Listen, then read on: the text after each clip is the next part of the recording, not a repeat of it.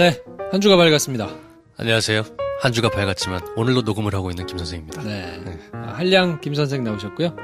네, 저는 김프로입니다. 그때 그 사건 지난달에 반응이 괜찮아가지고요. 지난달에 국정원 댓글 수사 관련된 3부작 네. 트릴로지가 굉장히 많은 사랑을 받았죠. 네, 괜찮았습니까? 아, 뭐 어디 오유인가요? 네. 오유인가 엠팍인가요? 오유였던 것 같죠. 네, 거기 뭐 또 올려주셨는데 네. 베스트 글로 올라가가지고 거기 따라서 오신 분들도 꽤 계신 것 같고 수줍습니다. 감사드립니다. 이번에도 올려주세요. 그래서 이번 달에는 저희가 준비한 그때 그 사건이요. 네. 정윤회 씨와 관련된 사건들을 정리했거든요. 그 유명한 정윤회 문건. 네. 정윤회 문건 및 그 문건 가지고 벌어졌던 생난리들. 네, 그렇죠. 물론 이제 정윤회 씨 사건으로 촉발이 됐지만 결국에는 핵심 코어는 최순실 씨였고 그렇죠. 뭐 그래서 국정농단의 요주의 인물은 최순실 씨라는 게 나중에 밝혀지긴 했는데 네. 그 정윤회 씨를 둘러싸고 어처구니 없는 일들이 또 꽤 이뤄졌었거든요. 사실 정윤회 씨가 메인으로 나오긴 했지만 문고리 3인방들도 주요 등장 인물이죠. 네. 그래서 저희가 정윤회 씨와 문고리 3인방 뭐 이렇게 엮어가지고 오늘 소개해드릴 작품은 가토지국장 사건이 있었습니다. 작품입니까? 작품이지. 입에 붙었어 아주. 나름대로 작품이지. 김프로의 작품. 아, 그렇죠. 네. 가토지국장 사건은 이제 정윤회 문건과는 약간 궤가 다른 게, 네. 네. 그 세월호 7시간에 대해서 가토 산케이신문 지국장이 글을 한번 올렸다가. 그렇죠. 이제 네. 뭐 핵심은 정윤회 씨하고 미래가 있었느냐 없었느냐 뭐 이런 그렇죠. 루머들을 입에 올렸다가 결국 그것도 정윤회입니다. 네. 그것 때문에 굉장히 뭐 고초라면 고초를 겪었는데 네. 그 과정이 얼마나 어처구니 없이 이뤄졌는지 뭐 이런 내용을 좀 정리를 해드리고요. 그러면 그런 일이 입에도 담지 못하도록 그렇게 호들갑을 떨었던 정윤회라는 사람이 이제 문건에 등장해가지고 또 한바탕 난리가 났었거든요. 그거는 내일이랑 모레. 그렇죠. 네. 네, 이틀에 걸쳐가지고 정리를 한번 해드리고요. 그때 정윤회 씨를 제대로 만약에 그 정윤회 사건을 다뤘었다면 국정농단 사건이 훨씬 더 빨리 정리가 될 수도 있었을 텐데 뭐 그건 이제 원론적인 얘기고. 일단 오늘은 가토지국장 이야기로 네. 몸을 가볍게 풀고 내일 모레 이제 본격적으로 정윤회 건으로 넘어가기 전에 이제 이렇게 한번 맛배기다 생각하시고. 이번 달에 에피타이저로 보시면 됩니다. 그렇죠. 오늘 거를 듣고 뭐 이렇게 가벼워 뭐 이렇게 생각하실 수 있는데 저희가 지난달에 했더니 네. 저희가 이제 3편을 올렸는데 네. 2편은 다운로드 수가 좀 높고 네. 나머지 한 편은 조금 상대적으로 좀 떨어지더라고요. 근데 저희가 이제 불을 뿜고 준비를 했는데 그 3편을 빡빡하게 다 들으시기가 조금 힘드셨을 수도 있겠다 싶어서. 그러실 수도 있죠. 네. 네. 그래서 저희가 첫 편은 좀 몸풀기 차원에서 네. 좀 가볍게 다루고 네. 두 번째 편과 세 번째 편에 좀 빡빡하게 한번 넣어보자. 그래봤자 뭐 오늘 내일 모레입니다. 네. 하여튼 뭐 재밌게 들어주시고 네. 재밌으셨으면 여기저기 소문도 내주십시오. 지난번과 마찬가지로 이번 3부작이 대단히 도움이 됐고 재밌었고 들을만 했다 그러시면 주변에 많이 좀 알려주세요. 네. 그리고 공유하기 버튼으로 네. 카톡으로 좀 뿌려주시고 텔레그램으로 쏴주시고. 이게 뭐 가짜뉴스는 아닙니다, 이게. 그렇죠. 네. 네. 그 이전에 공지를 하나 드릴게요. 공지를 드리겠습니다. 저희가 이제 내내 얘기했던 김프로쇼 재개봉. 시네마 천국. 네. 11월의 마지막 날인 11월 30날. 네. 이번 주 목요일이죠. 저녁 7시 반입니까? 영화 시작은 8시입니다. 오, 8시. 예. 미리 오셔서 한 7시 40분쯤 오시면 되겠죠? 팝콘도 사시고, 네. 오징어도 사시고, 입장하실 때 저희 이제 선물이 있어요. 깜짝 선물. 깜짝 선물. 네. 첫 번째 선물이 하나가 아니야. 저희 김프로쇼 포스터. 다들 알고 계시죠? 네, 그렇죠. 김프로쇼 포스터에 멤버들이 하나하나 사인을 해서 증정해드리겠습니다. 사인 포스터를 하나씩 드리고요. 네. 포스터가 좀 얇은데, 네. 뭐 그거는 감안하셔가지고. 그쵸. 저희가 사실 뚜껑을 뽑으려고 그랬는데, 종이를 착각했어, 내가. 처음 뽑아봐가지고, 네. 너무 얇아. 아, 이게 뭐, 이게, 휴지인가? 어쨌든, 네. 저희가 멤버들이 친필 사인해가지고 드리고요. 두 번째 선물은, 두 번째 선물은 원하시지 않을 수도 있어요. 그러면 그냥 패스하셔도 됩니다. 안 받으셔도 됩니다. 네. 멤버들과 입구에서 프리 허그. 네. 네. 무료 포옹. 네, 무료 포. 저희가 김 선생, 김프로, 황대리, 네. 배 감독이 나올 수 있을지 감독은 모르겠어요. 허리 때문에, 네. 못 나오실 가능성이 높은데. 네. 네. 아무튼 만약에 나온다면 배 감독, 그리고 테리 오빠가 원할까? 수줍은 분이라. 하여튼 그날 가능한 우리 멤버들이 싹 가서 네. 원하시는 분께 그렇죠. 무료로 포옹을 네, 무료 포옹해드립니다. 그렇죠. 네. 무료 포옹하시다가 필 받으신다 그러면 낼름 셀카 찍으셔도 됩니다. 원하지 않으시면 그냥 들어가셔도 그렇죠. 되고요. 네. 아무도 원하지 않을 수 있어요. 그렇지. 네. 네. 그렇다고 해서 우린 뻘쭘해하지 맙시다. 그렇죠. 네. 그렇죠. 멤버들 사인이 담겨있는 김프로쇼 포스터와 무료 포옹. 네. 프리허그. 프리허그. 네, 선물로 드리고, 저희가 뭐 재미삼아가지고 한번 해봅시다 해가지고 하는데, 하긴 하거든요. 안 하진 않아요. 네, 뭐 한다고 그랬으면 합니다. 영화 시작은 8시. 네. 그리고 메가박스 홈페이지와 스마트폰 어플리케이션에서 예매를 하실 수 있습니다. 예매하셔야죠. 시간은 11월 30일 저녁 8시. 저녁 8시 편에 시네마 천국이 딱 하나 떠 있을 겁니다. 그렇죠. 예매 오픈은 11월 27일 월요일 오후 5시부터입니다. 네, 오후 5시. 항상 오후 5시부터 오픈이 되더라고요. 그렇죠. 몇 자리 없으니까. 네. 그래서 따져보면 월요일 밤, 화, 수, 뭐 이렇게 하셔야 돼요. 그렇죠. 목요일 날 하고. 몇 자리 없습니다. 네, 며칠 없으니까 네. 저희가 많이 비면 네. 돈을 많이 내야 되겠죠. 제발 매진시켜주세요. 그럼 다시는 안 할 거예요. 왜냐면 뭐 손해봐가지고 뭐 할 일은 없잖아요. 네, 뭐 이거 해가지고 저희가 돈 버는 거 아니거든요. 그렇죠. 정확하게 이걸로 생기는 수익은 반절은 극장이 가져가고요. 그렇죠. 반절은 배급사가 가져갑니다. 우리가 갖고 가는 거 없습니다. 우리가 가져가는 거 없어요. 네. 그냥 재밌자고 하는 거니까 네. 시네마 천국 극장에서 보고 싶었는데 못 보셨던 분들 네. 그리고 김포쇼 멤버들 한번 얼굴 한번 보고 싶다. 네. 뭐 사인 담긴 포스터 한번 받고 싶다 뭐 이러면 오셔가지고 저기 좋은 작품을 한번 청취자분들끼리 모여가지고 보자 뭐 이런 취지니까. 그렇죠. 근데 이제 만석이 돼야 네. 말씀드린 반절 이렇게 가져가고 해피한 건데 네. 모자라잖아요? 그럼 저희가 돈을 내야 됩니다. 저희가 극장에 돈을 줘야 돼요. 네. 그러니까 뭐 해보고 반응이 시원찮으면 할 수 없을 수도 있겠습니다만 네. 재밌게 한번 해봤으면 좋겠고요. 네. 자, 그리고 한 가지 공지가 더 있는데요. 네.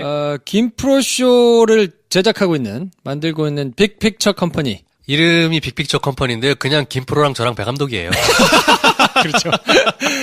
거기서 PD를 공개 모집합니다. 네. 이 김프로 김선생 해 감독하고 같이 프로그램을 기획하고 제작 편집을 하는 역할을 이제 하게 될 멤버를 하나 찾는데 네. 이거는 뭐 저희가 불러다가 열정페이 뭐 이런 거 아니고 그럼요. 풀타임으로 같이 할 분을 저희가 공개 채용하는 거거든요. 네. 그래서 조건이 하나 있습니다. 영상 편집을 반드시 할 수 있는 사람이어야 합니다.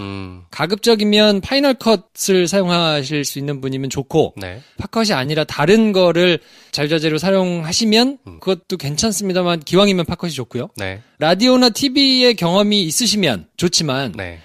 라디오 TV에서 잘 나가시던 분이 저희랑 하려고 뛰어나오는 일은 없을 거 아닙니까? 없지요. 알고 있습니다. 네. 그래서 있으면 좋지만 경험이 없어도 네. 괜찮다.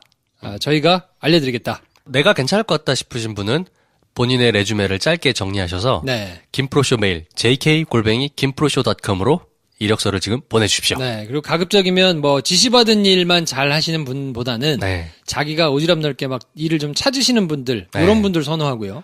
팟캐스트를 사랑하시는 분 정말 좋아합니다. 그렇죠. 라디오와 팟캐스트에 대한 애청자 뭐 이런 분들 좋아하고요. 자유 형식으로 자기소개서를 작성하셔가지고 네. jk@김프로쇼.com으로 보내주시면 네. 저희가 연락해가지고 면접할 거니까 연봉이나 처우나 이런 것들은 협의하겠습니다. 네. 저희가 이번 달 내내 좀 리크루팅 할 생각이니까 보내주십시오. 네, 혹시 이 사람 괜찮을 것 같은데 하는 분이 김프로쇼 안 듣는 분 계시면 뭐 소개도 해주시면 좋겠고요. 좋지요. 네, 그냥 공개 채용이니까 네. 많이들 알려주시면 좋겠습니다. 자, 그러면 저희는 광고 잠깐 듣고 와서 2부에서 한겨레 김정필 기자 모시고 그때 그 사건으로 찾아뵙겠습니다. 경계 없는 인도주의 단체 국경 없는 의사회. 그 국경 없는 의사회가 국경 없는 영화제를 개최합니다. 분쟁과 재난 상황, 치료의 사각지대에 놓인 사람들, 그들을 위해 오늘도 달리는 국경 없는 의사회와 국경 없는 영화제를 김프로쇼가 강력하게 지지합니다. 12월 1일부터 3일까지 서울 아트하우스 모모에서 만나보세요.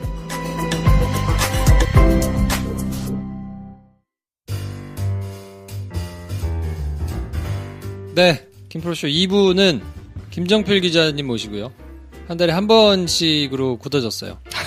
그때 그 사건. 네, 어서 오십시오. 네, 안녕하십니까. 왜 없어졌어, 뒤에가. 오늘 좀 변화를 준 건데. 네, 지난달에 국정원 사건 3부작으로 저희가 정리를 했는데, 네. 반응이 엄청났습니다.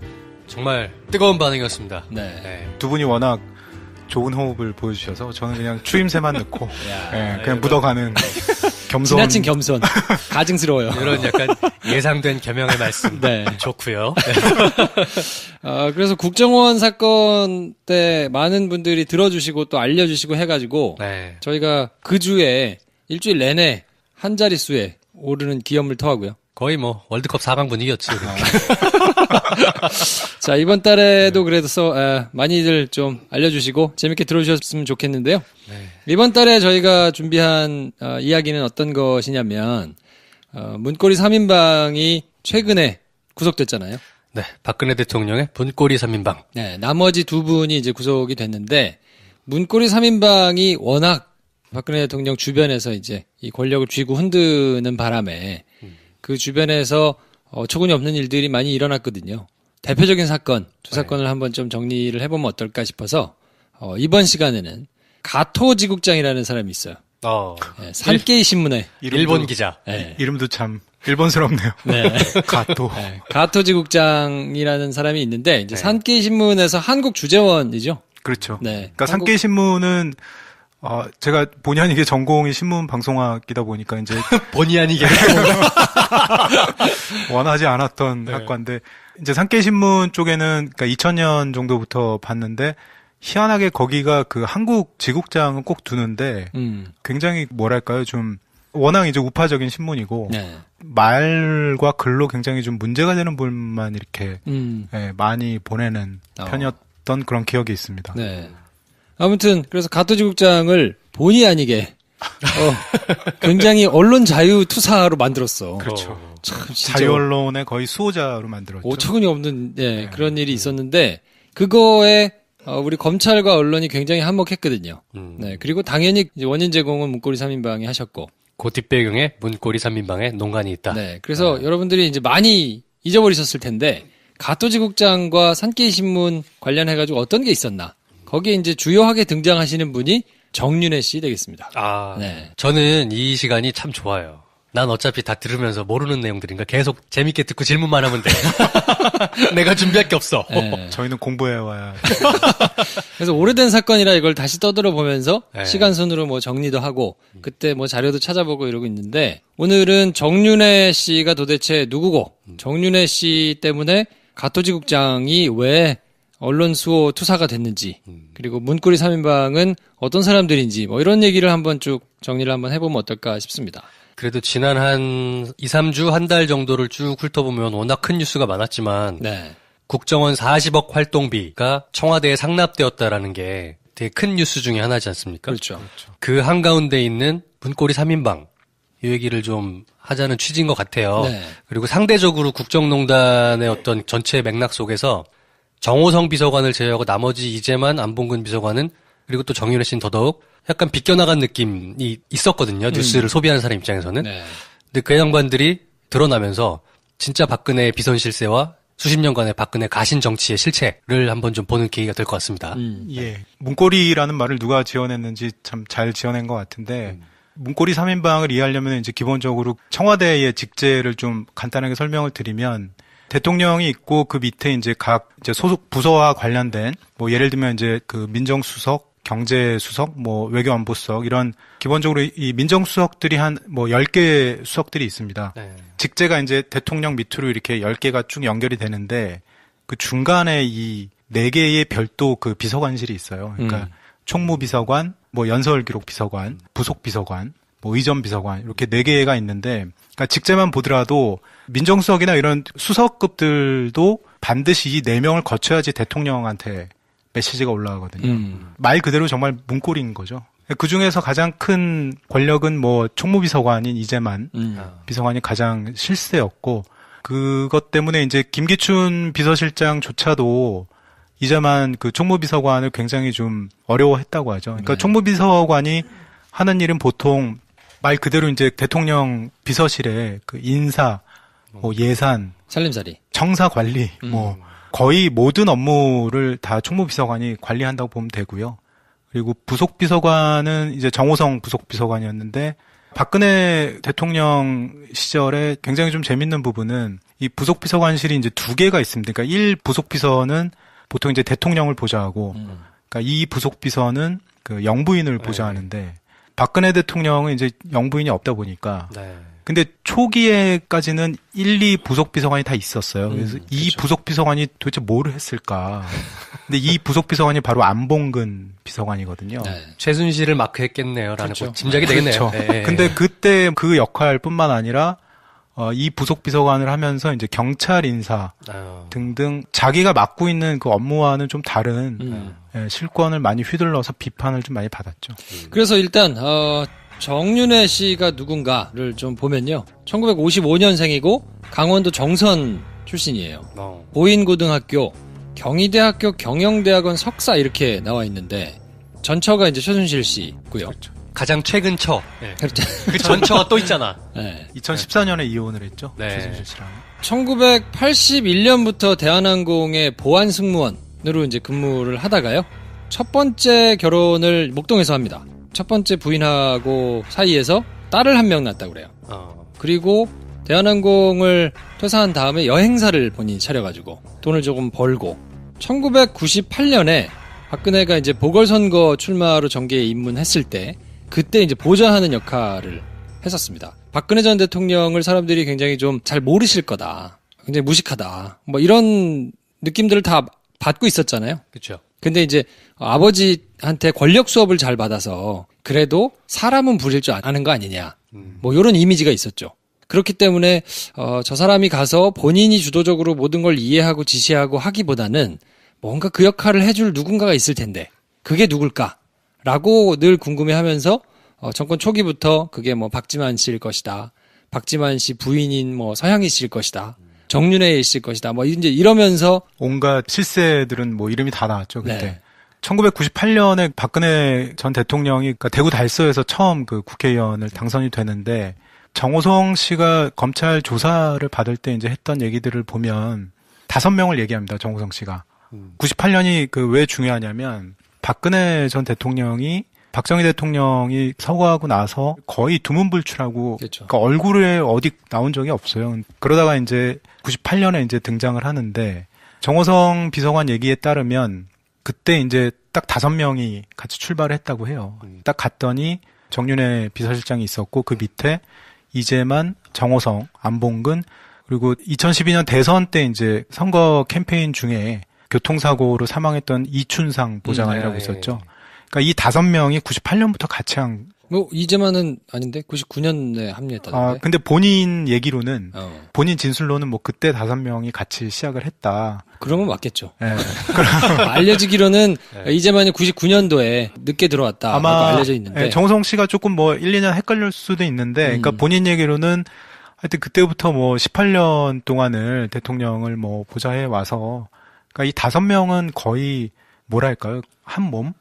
가족이죠, 가족. 네, 가족이죠. 네. 각자의 역할들이 다 장점들이 또 있으니까 네. 그런 식으로 이제 박근혜 대통령의 어떤 측근으로서의 진지가 구축됐던 거죠. 그래서 2007년도에 박근혜 당시 한나라당 대선 후보로 이제 나오면서 정윤회는 모든 공식적인 직함을 다 떼고 나는 이제 신경 안 쓴다 하고 물러나 있었거든요. 그런데 옆에 계속 있으니까 이 사람이 그래도 나름 비선에서 뭔가를 하지 않겠느냐. 모든 언론사 사람들도 이제 그렇게 짐작을 하고 있었으니까요. 이제 문고리들이 박근혜 대통령을 에워싸고 있었던 가신이라면 그 문고리의 수장이 정윤회로 시작을 해서 이렇게 박근혜 대통령이 정치 입문할 때부터 쭉 가다가 2007년에 하도 그래 비선이라고 욕을 먹으니까 그럼 난 빠질게 라고서 빠지는 모양새 네. 됐던 거네요. 그렇죠. 그러니까 본인 얘기로는 정호성 비서관도 그런 얘기를 하는데, 그러니까 2004년인가요? 그때 최태민 목사하고 박근혜 대통령하고의 뭐 부적절한 얘기들이 막 언론 보도가 좀 나옵니다. 그래서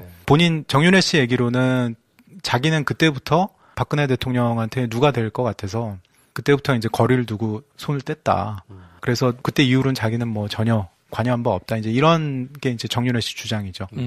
근데 제가 듣기로는 그러니까 사실은 이제 어떤 관계라는 게 98년부터 이어져 온 그런 정윤회 씨를 축으로 한 측근 4명과의 박근혜 대통령을 보좌했던 그런 관계가 본인의 얘기처럼 정말 단칼로 이렇게 그을 수 있는 거는 아니겠죠. 근데 제가 듣기로는 이제 원거리에서 어느 정도는 좀 보고 정도 받고 조언 정도 해주고 뭐 이렇게 지내다가 어느 순간 언제 이제 정확하게 완전히 선을 그었냐면 자기가 어느 순간인가 약간 박근혜 대통령한테 좀 신임을 받지 못하고 있다는 느낌을 받았다.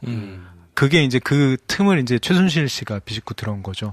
정확한 시점은 본인 얘기는 안 하는데 최순실 씨로 인해서 자기 이제 완전히 손 뗀 거는 최순실 씨고 근데 그 또 재밌는 일화는 뭐냐면 최순실 씨 가족이 최순실 씨가 어릴 때부터 그 얘기를 했다고 해요. 박근혜 대통령에서 좀 떨어져 있어라. 너는 박근혜 옆에 있으면 사고가 난다. 라는 주의를 계속 줘왔대요. 최순실 씨 집안에서. 네, 최순실 씨한테. 근데 최순실 씨가 이제 그걸 못 지킨 거죠. 그러니까 대통령께서 뭐 워낙 외롭고 이러시니까. 그러니까 뭐 이제 개인적인 그런 또 뭐 취미생활 이런 걸로 최순실 씨의 도움도 받고 이러다 보니까 자기가 어느 순간 박근혜 대통령한테 너무 가까이 다가가니까 그때부터 이제 가족들이 자기를 멀리 했다는 거예요. 그리고 정윤회 씨하고 이혼을 했던 것도 이제 정윤회 씨와 최순실 씨가 이제 박근혜 대통령하고의 어떤 측근 관계에서 좀 서로 이제 엇갈리지 않았습니까? 그런 것도 좀 작용을 하지 않았나라는 얘기도 있죠. 정윤회 최순실은 언제 결혼한 겁니까? 처음에 알려져 있기로는 1995년도에 결혼을 했다고 알려져 있는데 네. 다른 증언에 따르면 1992년에 결혼했다고 하니까 네. 어쨌든 최순실 때문에 박근혜 전 대통령 지근거리에 있게 됐고 98년에 박근혜 전 대통령이 정계에 등장을 하니까 그때 옆에서 입법보좌관을 하면서 돌봤던 게 맞는 것 같아요. 그러다가 2002년에 박근혜가 한나라당을 탈당하고 한국미래연합을 이제 창당을 했는데 그때 총재 비서실장 역할을 했었거든요. 네. 그러다가 다시 한나라당으로 들어왔을 때는 그때는 공식 직함을 달지는 않았어요. 그리고 그 이후에 비선 말이 나오고 어쩌고 하니까 2007년에는 모든 직함에서 다 사퇴하겠다. 제가 기억하고 있는 카더라 중에 하나는 원래 정윤회 씨가 최태민 목사의 지근거리에서 경호 및 뭐 이런 일을 했었다. 최태민, 박근혜, 최순실 그 최순득 일가는 이미 운명 공동체인 게 오래됐잖아요. 그때부터 이미 그 집안의 한 가신으로 있었고 그러다가 최순실과 정윤회를 결혼시키고 니들 둘이 박근혜를 잘 도와서 대통령을 만들어야 된다. 뭐 이런 식의 플랜을 최태민 목사가 세웠다. 라는 카더라가 또 있더라고요. 그래서 어떤 신앙의 힘, 뭐 네. 이런 걸로 점지를 해줬다. 뭐 네. 이런 식의 어떤 뉘앙스였던 것 같아요. 도는 얘기들이. 그런 거는 사실은 뭐 실제 진실과 거짓의 뭐 중간의 지점이 있는 것 같은데 사실은 네. 이건 뭐 어떻게 확인할 길이 없으니까. 그 밑에 문고리 3인방은 이재만 씨가 1966년생, 안봉근 씨하고 동갑이네요. 1966년생이에요, 둘 다. 비주얼은 좀 아닌 것 같은데. 머리숱 때문에 좀 그런 그런가요? 영향이 좀 있을 것 이재만 같은데. 쪽이 한 5살은 연배가 윈 것 같은데. 예, 경기도 화성 출신의 한양대 경영학과를 졸업했습니다. 이재만 씨는. 그리고 나와 있기로는 1999년에 박근혜 보좌관 소개로 그때 이제 박사학위 하고 결혼하고 아이도 있는데 일자리를 찾으려고 막 그렇게 하고 있던 터에 네. 소개를 받아가지고 문고리 3인방 중에 제일 늦게 이제 합류한 걸로 알려져 있거든요. 네. 근데 뭐 교수였던 사람 이렇게 얘기를 듣고 그러면 모범생이었다고 그래요. 그러니까 시키는 일만 딱 잘하는 전형적인 그냥 모범생이었다. 근데 이제 나중에는 김기춘도 눈치를 볼 정도로 총리비서관자를 하면서 자리매김을 했던 것 같고 정호성 씨는 상대적으로 나이가 어려요. 1969년생인데 경기고의 고려대 노원어문학과를 나왔습니다. 3살 어리네요. 네, 브레인이에요 여기는. 네. 대학원도 나왔죠. 그렇죠. 98년도 이제 국회의원 때부터 비서관을 했고 주로 연설문을 뭐 작성하거나 정무기획을 하거나 뭐 이런 것들을 이제 똘똘하게 했던 것 같고요. 권력 서열은 문고리 3인방 중에서는 정호성 씨가 제일 높았고 안봉근 씨는 1966년 경북 경산 출생인데 학벌로는 제일 조금 떨어지는 것 같아요. 진량고 대구대 중어중문학과를 나왔습니다. 그래서 처음에 김석원 의원의 운전기사였다가 박근혜 운전기사로 들어오게 된 거예요. 그래서 1998년 4월 이제 보궐선거 할 때부터 운전기사를 하면서 쭉 이렇게 돌아다녔던. 그러니까 당연히 동선을 챙기거나 수행비서 역할을 하는데 그러다 보니까 경호를 하거나 뭐 이런 경찰들하고 친해지지 않았겠어요? 그러겠네요. 네. 네. 그러니까 이제 그 인연으로 쭉 나중에 올라와 가지고는 경무관급 이상 되는 뭐 경찰들 인사를 거의 본인이 막 쥐락펴락 하면서 경찰들이 불만이 굉장히 많았거든요. 주변 경찰들이. 안봉근한테. 그렇죠. 월권행위를 한다고. 그런 거 한다고도 하고 네. 뭐 이렇게 자기가 또 자기 새끼들만 챙긴다고 뭐 하면서 이렇게 분란이 많았어요. 그래서 경찰 내부에서는 안봉근 욕하는 사람들이 굉장히 많았었어요. 그렇죠. 청와대 내에서도 문제가 됐던 게 경찰 인사 검증과 뭐 인사는 공직기강 비서관이나 뭐 이런 쪽에서 하는 건데 인사안이 이렇게 올라오면 뭐 위로 올리거나 이러면은 전부 이상하게 잘라서 온다는 거예요. 사실 안봉근 비서관은 그 업무를 하는 그런 직제에 있지 않았거든요. 그러니까 제2부속 비서관이네. 그렇죠. 영부인 챙기는. 그렇죠. 네. 그때는 정확하게 뭘 했는지는 아무도 알려져 있지 않은데, 그러니까 그런 식으로 뭐 이제 인사 개입을 너무 심하게 한다 이래서 청와대 내부에서도 굉장히 비판이 많았습니다. 네. 근데도 박근혜의 절대적인 신뢰를 받고 있기 때문에 감히 뭐 저 사람을 내쳐라 마라 말을 할 수 없는. 그렇죠. 그러니까 청와대 내에서 박근혜 전 대통령을 뭐 공식적으로 사람들이 만나서 얘기도 하고 독대도 하고 아니면 뭐 같이 만나가지고 얘기도 하고 이런 기회가 있었으면 네. 자연스럽게 얘기들이 들어가겠죠. 아, 지금 옆에서 너무 뭐 이렇게 좀 하는데요. 문제가 있는데. 이렇게 나댄다 제가. 뭐 자연스럽게 그런 게 들어가면 스크린도 되고 할 텐데 네. 전혀 그런 게 없었고 일단 뭐 비서실장조차도 박근혜 대통령을 대면해가지고 만나기가 쉽지가 않으니까 세 사람을 통해서 약속 잡아가지고 약속 잡아주면 그때 잠깐 만나고 뭐 이런 식이었기 때문에 실제 그 문고리 3인방의 힘이 비서실장보다 셌다는 거네요? 그럼요. 어느 정도 차이가 났어요? 예를 들면? 김기춘 비서실장이 뭐 급한 보고거리가 있어가지고 대통령을 보려고 해도 예. 볼 수가 없어요. 비서실장도? 정우성한테 얘기를 해서 시간을 잡아줘야 되는데 예. 그게 당일날 잡힐 때는 별로 없고 되게 그 다음날 그 다다음날 좀 그렇게 잡히더라고요. 그러니까 예를 들어 어저께 내가 무슨 보고서를 드렸어. 예. 알았어. 내가 보고 드릴게. 일단 그렇게 얘기하고. 예. 했는데 어저께 보고를 드렸는데 오늘 다시 불러. 예. 조비서관 요거 요래 좀 바꿔야 되겠다. 예. 이제 속으로 이거 어제 보고 못했구나. 내가 말이야 오늘 이거 보고를 좀 하려는데 요건 요렇게 하는 게 좋겠어. 예, 빨리 바꿔와. 예. 이제 뭐 이런 식으로 하시니까 아이고 참 이분도 급한 거를 그때그때 보고를 못 하시니까 참 모양 빠진다 싶은 생각을 제가 많이 했었죠. 그래서 예를 들어서 생각보다 빨리 됐을 때는 어떻게 반응합니까, 그러면? 보고가. 갔다 왔다. 보고 드렸다. 3인방이 약속을 잡아줬어요. 주로 정우성이 하죠. 권력을 얘기할 때 측근이라고 하면은 정말 물리적 공간이 가까이 있는 사람이 정말 실세거든요. 네.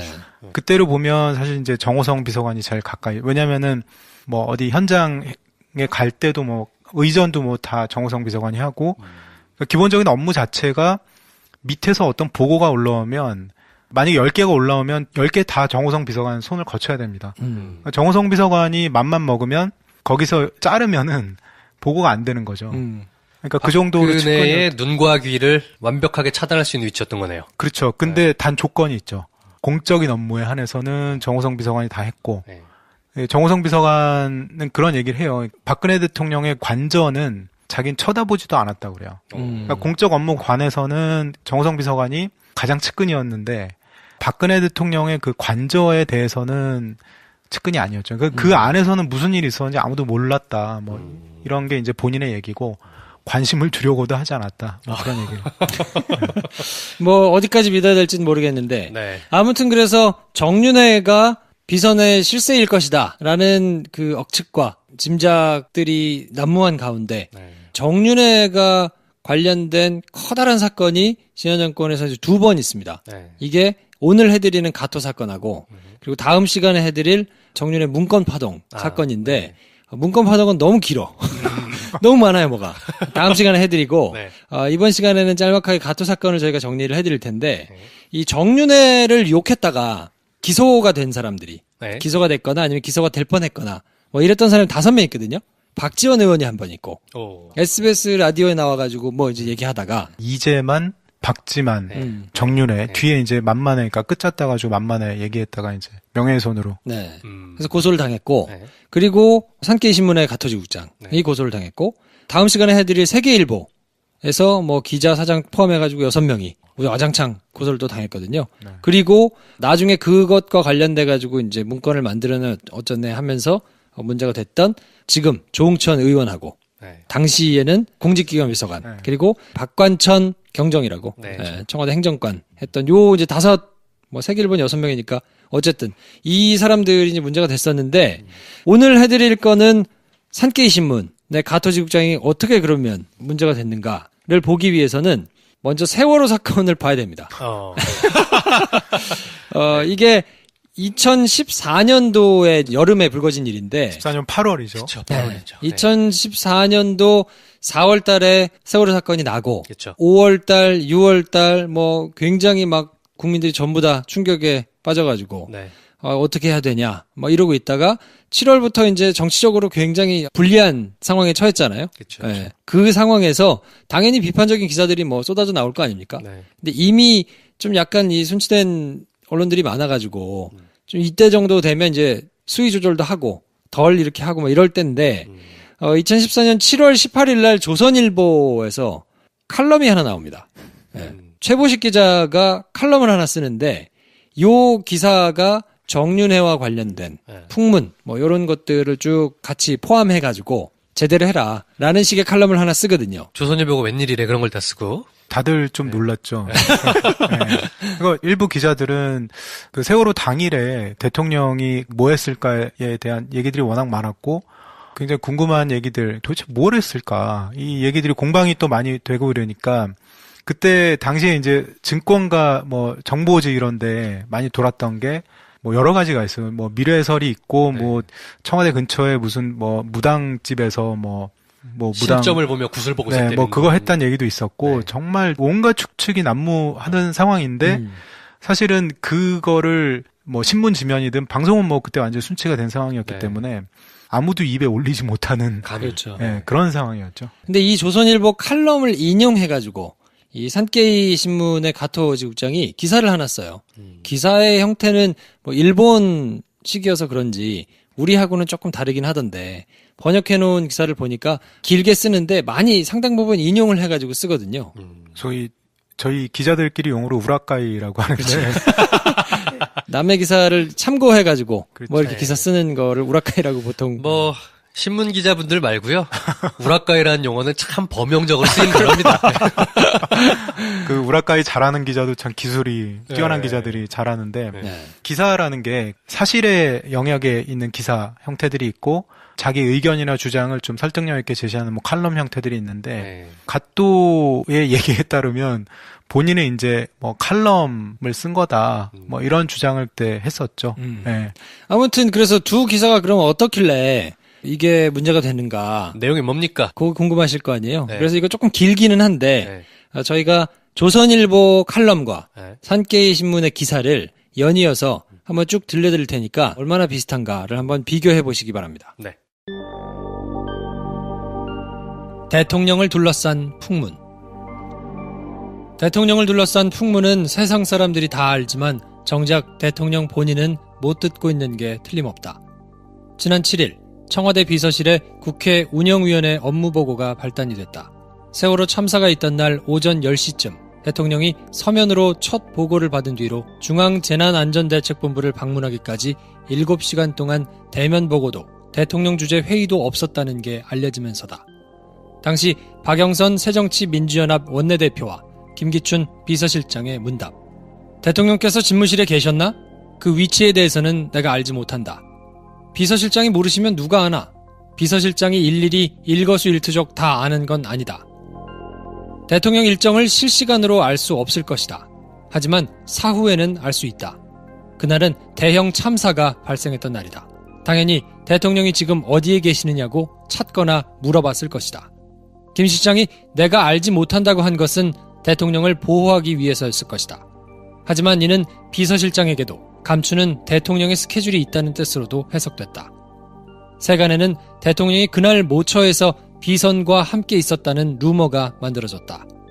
차라리 대통령의 소재에 대한 공개적 언급은 곤란하다고 했으면 이렇게 전개되진 않았을 것이다. 대통령을 둘러싼 루머들은 얼마 전까지만 해도 증권과 정보지나 타블로이드판 주간지에 등장했다. 양식 있는 사람들은 입에 올리는 것 자체를 스스로 격을 떨어뜨리는 걸로 여겼다. 행여 누가 화제로 삼으려고 하면 그런 드러나마나한 얘기는 그만하며 말리곤 했다. 그런 대접을 받던 풍문들이 지난주부터 제도권 언론에서도 다뤄지기 시작했다. 사석에서 몇몇 사람들끼리의 잡담이 아닌 뉴스 자격으로 올라오고 있다는 뜻이다. 때마침 풍문 속 인물인 정윤회 씨의 이혼 사실까지 확인되면서 더욱 드라마틱해졌다. 그는 재산분할 및 위자료 청구를 하지 않는 조건으로 부인에게 결혼기간 중 일들에 대한 비밀 유지를 요구했다. 고 최태민 목사의 사위인 그는 정치인 박근혜의 7년간 비서실장이었다. 그는 최근 언론 인터뷰에서 정부가 공식적으로 나의 이권 개입, 박지만 미행 의혹, 비선활동 등 모든 걸 조사하라며 큰 소리를 쳤다. 세상 사람들은 진실 여부를 떠나 이런 상황을 대통령과 연관지어 생각하게 됐다. 과거 같으면 대통령 지지 세력은 불같이 격분했을 것이다. 지지자가 아닌 사람들도 언급할 가치조차 없다며 고개를 돌렸다. 하지만 지금은 그런 상식과 이성적 판단이 무너진 것 같다. 국정 운영에서 높은 지지율이 유지되고 있다면 풍문은 설 자리가 없을 것이다.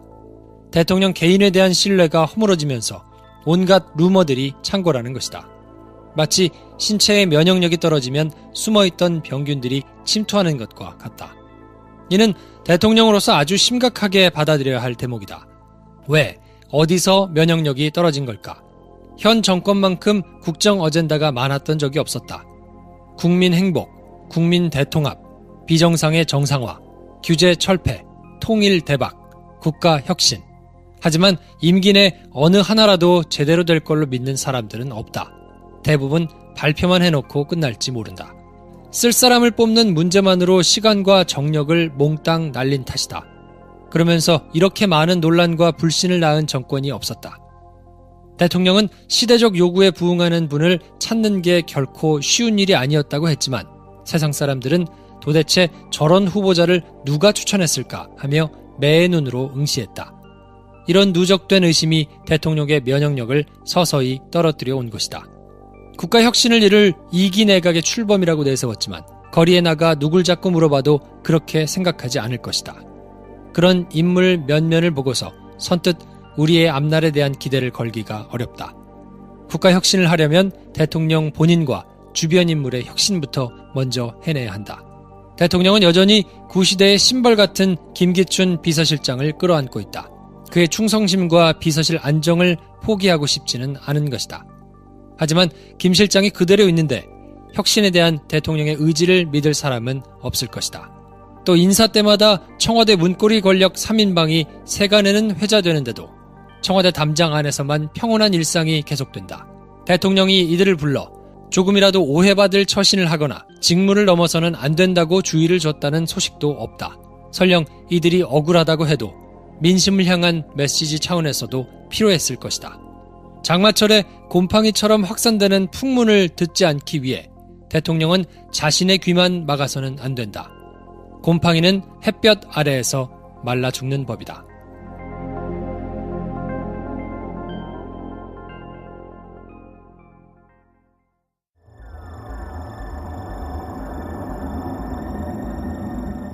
제목, 박근혜 대통령이 여객선 침몰 당일 행방불명, 누구와 만났을까?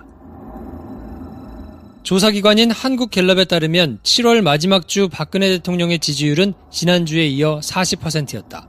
불과 3개월 반 전에 60% 전유인 점을 비추어보면 대통령의 권위는 이제 바닥에 떨어졌다는 것을 말해준다. 이렇게 되면 서서히 일기 시작하는 대통령 등 현 정권의 권력 중심에 대한 진위를 알 수 없는 소문이 문제가 된다. 이런 가운데 여객선 침몰 사고 발생 당일인 4월 16일 박 대통령이 하루 중 7시간 동안의 소재가 파악되지 않았던 사실이 불거져 정권이 통째로 흔들리는 사태로 되었다. 7월 7일 국회 운영위원회에 대통령 측근인 김기춘 청와대 비서실장의 모습을 보였다. 먼저 질문자인 좌파계 야당 새정치민주연합의 박영선 원내대표와 김 실장이 주고받은 질문과 답변을 소개한다. 김 실장님, 세월호 사고 당일 박 대통령에게 10시에 서면 보고했다고 되어 있네요. 예, 그렇습니다. 그 당시 대통령은 어디에 계셨습니까? 저는 정확히는 모릅니다만 국가안보실에서 보고를 했다고 들었습니다. 대통령이 다른 곳에 있으면 서면 보고를 합니까? 대통령에게 서면 보고를 하는 경우는 많습니다. 많다고요? 상황이 긴박하다는 것을 청와대가 인식하지 못하고 있었습니까? 아닙니다. 그럼 왜 서면 보고를 하셨습니까?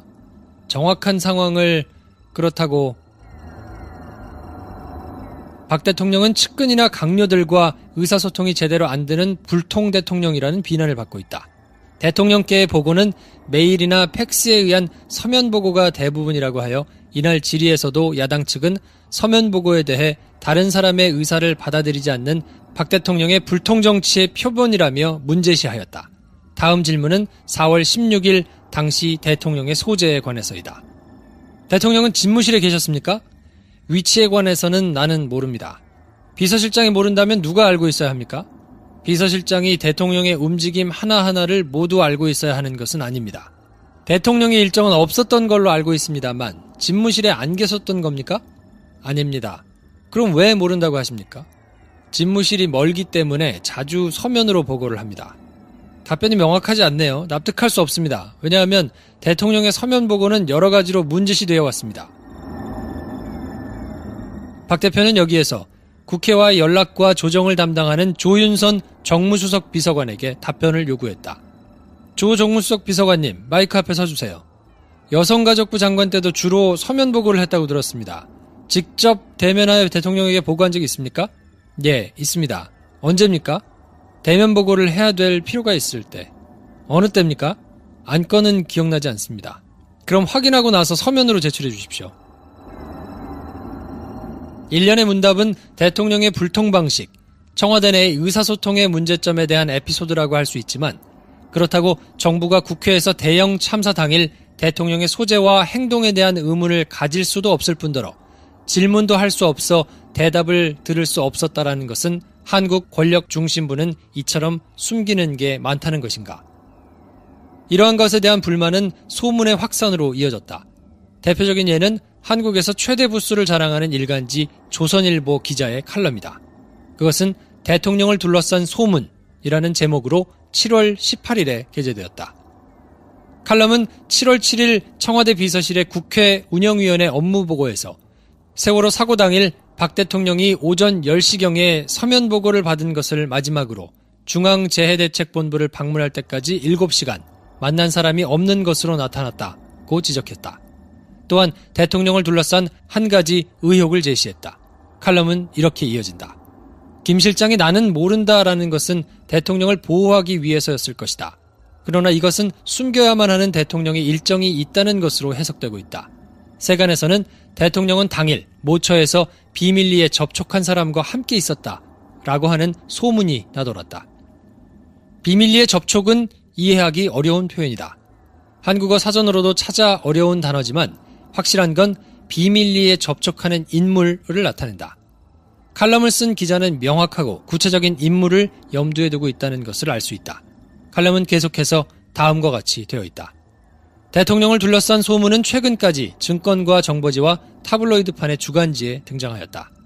그 소문은 교양 있는 사람은 입에 담는 것만으로도 스스로 품격이 깎아져 내리는 것 같은 생각이 든다고 할 정도로 저속한 것이라고 한다.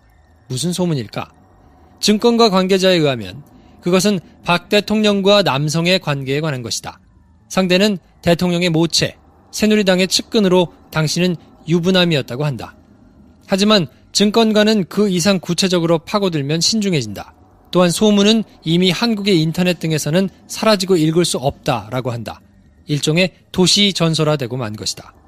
칼럼에서도 소문은 박 대통령을 둘러싼 남녀관계에 관한 일이라고 분명히 적혀있지 않다. 칼럼 기자는 다만 그런 느낌으로 간주되어 온 소문이 사석에서도 단순한 잡담이 아닌 뉴스격으로 다루어지고 있는 것이다 고 밝히고 있다. 아마도 대통령과 남자의 이야기는 한국 사회 구석구석 여기저기에서 한동안 사람들의 입에 오르내릴 것이다. 이 칼럼은 소문이 무엇에 관한 것인지 언급하지 않은 채 그냥 끝날 것이라고 생각했지만 어느 순간 갑자기 구체적으로 성명을 내며 실명 보도로 바꾸었다. 때마침 소문의 당사자인 정윤회 씨의 이혼 사실까지 확인되면서 소문은 더욱 드라마틱하게 됐다. 정 씨와 이혼한 여성은 최태민이라는 목사의 딸이다. 정 씨는 대통령이 되기 전 7년간 박근혜 씨의 비서실장으로 일했던 인물이다. 칼럼에 따르면 정 씨는 이혼할 당시 아내에게 모든 재산 분할 및 위자료를 청구하지 않는 조건과 함께 결혼 생활 동안 보고 들은 것에 대한 비밀 유지를 요구했다고 한다. 증권가에서는 박 대통령의 비밀 접촉은 정 씨를 염두에 둔 것으로 보여지고 있다. 하지만 박 씨와의 긴밀한 관계로 소문난 것은 정 씨가 아니라 그의 장인 최 목사다라고 밝힌 정계 관계자의 믿을 만한 소식통이 있어 이야기는 단순하지 않다. 또한 조선일보의 칼럼은 이런 수수께끼도 게재하고 있다. 정 씨가 최근 응한 매스컴의 인터뷰에서 정부가 공식적으로 나의 권리에 개입하는 것과 박지만 씨를 미행한 의혹, 비밀리에 접촉하는 활동 등을 모두 조사하라고 소리를 질렀다. 구체적으로는 무슨 일인지 전혀 알 수 없지만 그럼에도 불구하고 한국의 권력 중심부와 그 주변에서 어쩐지 불온한 움직임이 있는 것이 느껴져 이 글을 쓰는 것이다. 소문의 진위 여부를 추적하는 것은 현재 진행 중이지만 칼럼은 박 정권을 둘러싼 천한 소문이 거론된 배경을 분석하고 있다. 박 정권의 레임덕화는 서서히 진행되고 있는 것 같다.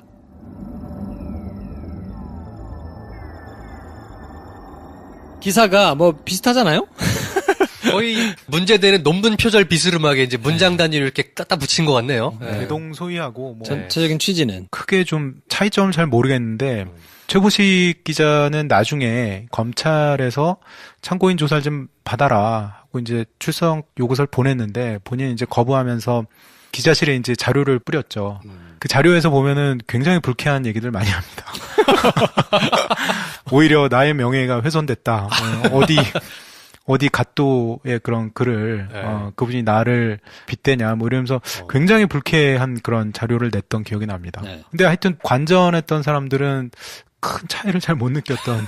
그러니까 정말 엄밀하게 보자 그러면 네. 먼저 나왔어요. 조선일보 칼럼이. 그렇죠. 그렇죠. 문제를 삼으려면 조선일보도 문제를 삼아야 되는데 네. 조선일보 칼럼을 인용해가지고 쓴 산케이 가토지국장은 기소까지 해가지고 출국 금지하고 쌩 난리를 폈거든요. 근데 조선일보 기자에 대해서는 조사도 안 했으니까 이거는 뭐 형평에도 일단은 맞지 않고 그 뒤에 이제 보시면 알겠지만 참 낯뜨거운 일들을 꽤 많이 하거든요. 처음에 2014년 8월 7일 날 산케이 신문에서 기사를 썼다고 청와대가 득달같이 자기들이 뭘 하기에는 조금 격이 떨어진다고 생각했나 봐요. 네. 그러니까 사단법인 영토지킴이 독도사랑회 이런 단체가 있었나요? 네, 여기서 네. 가토를 명예훼손 혐의로 고발합니다. 그러니까 명예훼손은 보통 그 명예훼손을 당한 사람이 고소를 하는 경우가 기본인데 그러니까요. 이거는 뭐 제3자가 저 사람 명예훼손 당했어라고 검찰에 막 고발한 거죠. 그러니까 독도를 지키시는 분들이 왜 박근혜 전 대통령의 명예를 이렇게 우리 대통령님의 명예가 훼손당했다! 이런 거네요.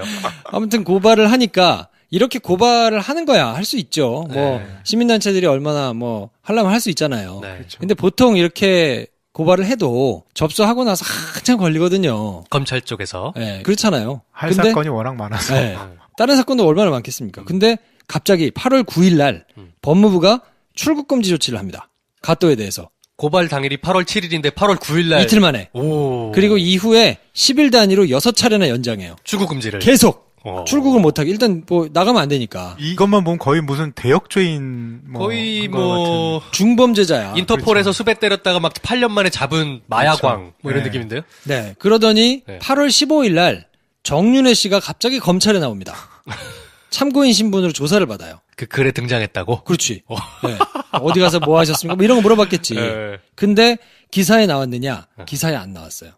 왜냐면 이때가 어떤 때냐면 기억하시겠지만 교황이 우리나라를 방문해가지고 그렇죠. 미사를 하고 뭐 이렇게 시끄러울 때예요. 우리 세월호 유족들 위로하시고. 그렇죠. 네, 네. 그때잖아요. 그래서 기사가 한 줄도 안 나왔습니다. 정윤회가 검찰에 나와서 조사를 받았다는 기사는 적어도 방송 뉴스에서는 찾아볼 수 없었어요.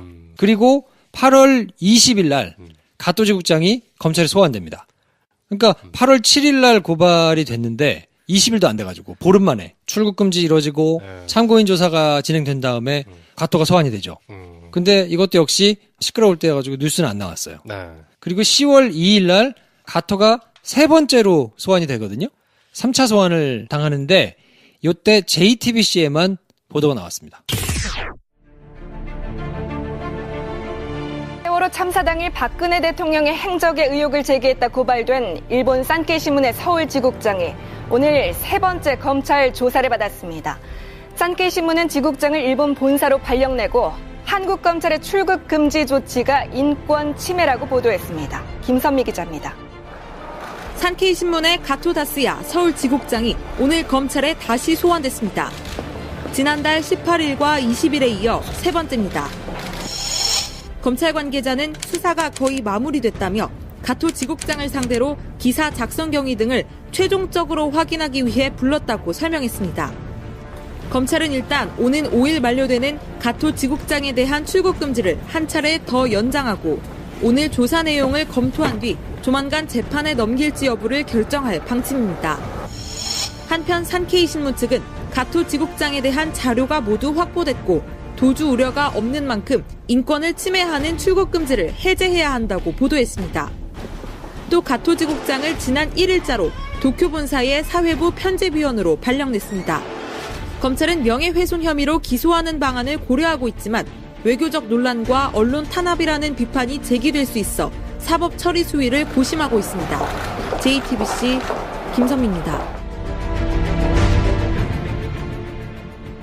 그 당시에 좀 재밌는 얘기도 있는데 이 산케이 사건의 애초에 이제 대검에서는 기소할 생각이 전혀 없었어요. 정말 고위 인사한테 확인한 내용은 사건이 이제 그 수사 중인 상황에서 대검 쪽 얘기는 기소할 생각은 없는데 괴롭힐 생각이었던 거죠. 사실 이제 계속 불러가지고. 그럼요. 그러니까 검찰에서 사람을 괴롭힐 때는 제일 피곤한 거는 사건을 종결을 안 하는 게 제일 피곤하게 하는. 계속 오라가라 하고요. 찜찜하잖아요. 그렇죠. 네. 그러니까 정확하게 언제 뭐가 될지 모르고. 나 이거 어떡하지? 신분이 피의자가 되면은 굉장히 신경이 많이 쓰입니다. 내가 아무리 뭐 죄 지은 게 없는데도 왠지 뭔가 좀 찜찜하고 불안하겠네요. 네. 그러니까 이런 식으로 자꾸 이제 괴롭히겠다는 정도의 뉘앙스였거든요. 근데 이제 대검의 판단과는 달리 그 이상에서는 뜻이 좀 달랐던 거죠. 그래서 결국에 이제 기소를. 무슨 소리야? 기소를 해야지. 뭐 대통령을 욕보였는데 약간 이제 이런 분위기여가지고 그때 당시에 검찰에서는 되게 당혹스러워했었어요. 야 이거를 어떻게?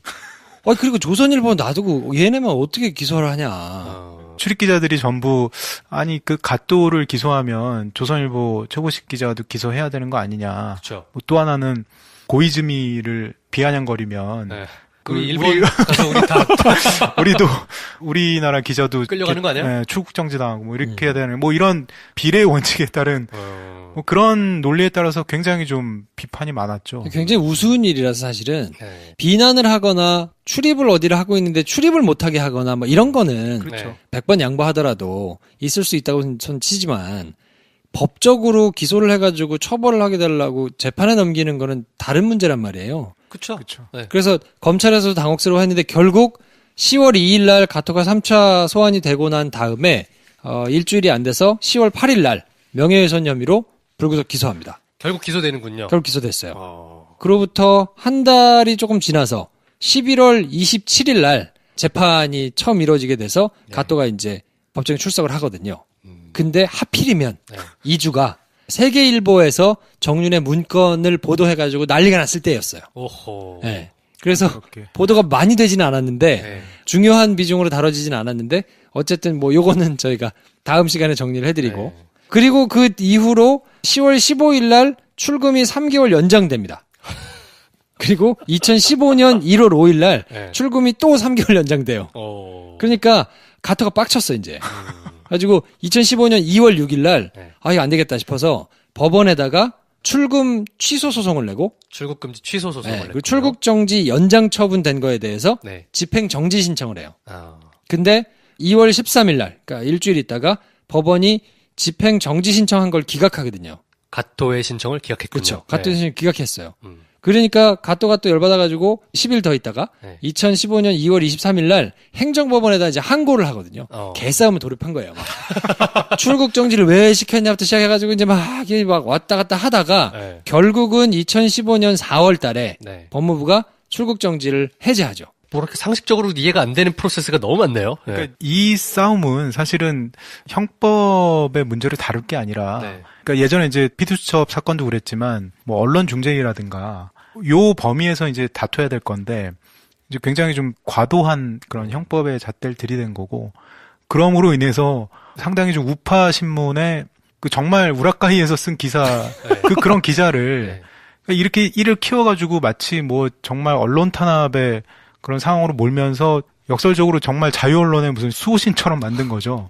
그러니까 차라리 내밀하게 취재를 해가지고 뭔가를 밝혀낸 탐사보도거나 적어도 단독 기사거나 뭐 이런 거면 이해가 될 텐데 아니 칼럼 보고 이렇게 썼단 말이야 기사를. 근데 그거를 칼럼에 인용한 출처를 보면은 뭐 무슨 소식통에 따르면 근데 내용은 전부 조선일보예요. 그러니까 이런 보도를 왜 이렇게 일을 키워가면서 정부로서는 엄청난 손해 아닙니까? 결국에는. 저는 먼저 궁금한 게 가토라는 사람이 국적이 일본 사람이잖아요. 그죠? 그러면 이때 이제 가토 지국장이 그렇게 오라가라 하고 고초를 겪고 있을 때 일본 정부에서 정식으로 뭔가 항의하거나 이런 일은 없었나요? 그 당시에 그런 얘기 보도는 있었어요. 일본 정부에서 뭐 좀 유감스럽다 뭐 이런 좀 사이드 쪽으로 해서 얘기는 있었고 근데 제가 그때 들은 걸로는 우리 정부 쪽에서 사실 이런 거는 좀 외교적으로 얼마든지 풀 수 있는 사안이거든요. 그렇죠. 그러니까 예를 들면은 뭐 산케이 쪽에서 유감이다 이런 식으로 좀 사과 표명을 하고 우리 청와대도 뭐 오케이 그 정도면은 우리도 받아들일게 뭐 이렇게 하고 충분히 넘어가면은 정말 세련되고 자연스럽게 끝날 사건인데 산케이 쪽에서는 그런 사과를 표명하고자 하는 의지가 비친 적이 있었나요? 전혀 없었죠. 아니 이거는 상식적으로 봐도 대통령이 그 큰 사고가 났는데 7시간 동안 어디서 뭘 했느냐 왜 이걸 대답을 안 하느냐라고 모든 언론이 따져 묻고 개 지랄을 해야 맞는 일인데 그거를 아무도 안 하고 있었단 말이에요. 모두가 알지만 대통령이 나와서 헛소리 했잖아요. 다 그렇게 구명조끼를 학생들은 입었다고 하는데 그렇게 발견하기가 힘듭니까 지금요? 그 갇혀 있기 때문에 구명조끼가 의미가 크게 없는 것 같습니다. 그래서 지금 갇혀 있을 때. TV 안 보셨어요? 라고 쏘아 붙여야 되는데 그걸 아무도 말을 못하고 계속 몇 달 동안 있으면서 그냥 유야무야 지나가니까 그게 얼마나 답답했겠어요 보기에. 웃기기도 하고. 그러니까 남의 기사 적당히 보고 그걸로 자기가 할 말을 한 거죠 사실은. 외국 기자 입장에서는 뭐 한국 정신 차려라 이런 얘기가 아니라 약간 가십 비스무리하게 그냥 쓴 것 같은데 제 느낌에는 그죠? 자기 블로그에 쓰듯이 그냥 쓴 건데 그걸 가지고 이렇게 정색을 하면서 명예가 훼손당했다고 이 난리를 부리니 당하는 사람들 입장에서도 굉장히 당혹스러웠을 거고 황당하죠. 이걸 그냥 벌거벗은 임금님처럼 약간 그런 거하고 똑같은 거거든요 지금. 모두가 알지만 말을 못하고 있는데 이거 잘못됐다는 건 다 알잖아요. 그러니까 바깥에서 보기에도 이건 약간 말이 안 되는 심하게 말이 안 되는 이 일인데 결국엔 그래서 이렇게 그냥 재판이 진행이 돼가지고 2015년 12월 달에 가서 결론이 납니다. 12월 17일 날 1심에서 가토가 무죄를 선고받죠. 당연히 무죄가 나오겠지. 그래서 무죄를 선고받고 검찰이 또 고민을 하지 않았겠어요? 이걸 어떻게 해야 되나. 근데 이걸 항소해가지고 끌고 가서 대법원까지 올라갈 자신은 없었던 것 같아요. 부끄러웠겠죠. 그렇죠. 왜냐면 이때 무죄 판결 나오고 뒤에 해설 기사들이 많이 붙기도 했었거든요. 외교관계도 좀 걱정이 되고 이건 정말 말이 안 된다. 그리고 산케이를 언론 자유를 위해서 헌신하는 사람처럼 만들어줄 이유가 뭐가 있느냐 하는 비판이 많았단 말이에요. 거기도 일본 매체 지형에서 보면 극우 매체잖아요. 그렇죠. 직접 매체를 비교하긴 그렇지만 변모 씨가 만든 모워치 뭐 폄훼하는 건 아닙니다. 산케이가 어떤 보도까지 하냐면 뭐 한국과 IS는 닮아 있다. 뭐 예를 들면 뭐 이런 보도도 하고 뭐 그걸 칼럼으로 막 쓰는 언론이 막 나가는 언론이군요. 뭐 메르켈이 독일 총리가 일본 쪽에다가 이제 역사 인식을 좀 바로 가졌으면 좋겠다라고 하니까 이제 일본은 나치 독일과는 사안이 다르다. 뭐 이런 뭐가 달라. 그리고 뭐 외국인 노동자를 국내에 들여올 때는 그러니까 별도의 그런 거주지를 만들어서 뭐 구분을 해야 돼. 뭐 이런 정도의 수준의 언론인데 그러니까 이 싸우면서 키운다고 굉장히 자유 언론의 그런 중심으로 만든 거죠. 메르켈이 그런 얘기했을 때 살이나 빼이 아줌마야 뭐 이런 식으로 썼을 법한 언론인 거네요. 그렇죠. 뭐 대부분 그 산케이에서 뭘 보도하면은 그냥 그렇구나 하고 넘어가는 정도지 정색하고 싸우고 덤벼들고 이런 상황은 아니거든요. 결국엔 시민단체를 시켰다고 봐야 되겠죠. 그렇죠. 시민단체를 시켜서 고발을 하고 일사천리로 막 진행을 해가지고 법적으로 문제를 삼았는데 검찰 단계에서 기소하는 것까지야 자기들 마음대로 할 텐데 법원에서 판결은 자기들이 마음대로 할 수 없으니까 결국에는 1심에서 무죄가 선고되고 12월 22일 날 검찰이 항소를 포기합니다. 그래서 국제적으로 굉장히 비웃음거리가 됐죠. 개망신거리 아닙니까 이 정도면? 네. 이게 아마 형사보상금도 가또가 아마 청구한 걸로 제가 알고 있는데. 뭐 그렇겠죠 당연히. 네. 할 수 있는 걸 다 했겠죠. 그러니까 그걸 물어주면 또 금전적인 손실도 나는 거고. 이게 도대체 뭐 남는 장사가 아니다 보니까. 그러니까 아무도 이 기소를 왜 했는지. 검찰도 알잖아요. 이거에 말도 안 되는 해봤자 웃음거리밖에 안 되는 기소고 결국 무죄 나온다. 알 수밖에 없을 것이고 주변에 보조하는 스태프들도 그걸 몰랐겠습니까? 아무리 박근혜 옆에 있다고 해도. 근데도 끝끝내 밀어붙여서 검찰도 청와대에서 압력을 넣으니까 기소를 했을 거 아니에요. 그럼 결국엔 박근혜 대통령 본인이 밀어붙인 거 아닌가 이런 의심이 드는 거거든요. 이런 거 어떻게 할까요? 물어볼 때 대답 안 하면. 네, 해야 돼. 물어나 봤을까 모르겠어요. 알아서 했을 수도 그냥 있죠. 알아서 하지 않았을까 싶고. 저 일본 놈이 내 기사를 뭐 이렇게 하진 않았을까? 기사 자체를 안 읽지 않았을까 싶기도 하고 나는. 그 가능성이 커 보입니다. 드라마를 보셨겠지. 기사를 봤겠어 이거를? 그러면 최고 존엄을 지키는 문고리들이 알아서 저는 했을 것 같고. 감히 왜냐면 뭐 이렇게 시키더라도 네. 공식적으로 뭐가 남진 않잖아요. 결국에는 기소도 검사가 하는 거고 네. 기록에는 그 사람들이 남으니까 검찰의 판단이라고 남아 있을 테니 네. 뭐 한 달이 두 달이 건너가지고 책임 없는 사람들 입장에서는 해 저거 이 대통령을 욕보였는데 해야지 라고 해놓으면 나머지 똥을 처리하는 거는 검찰이니까.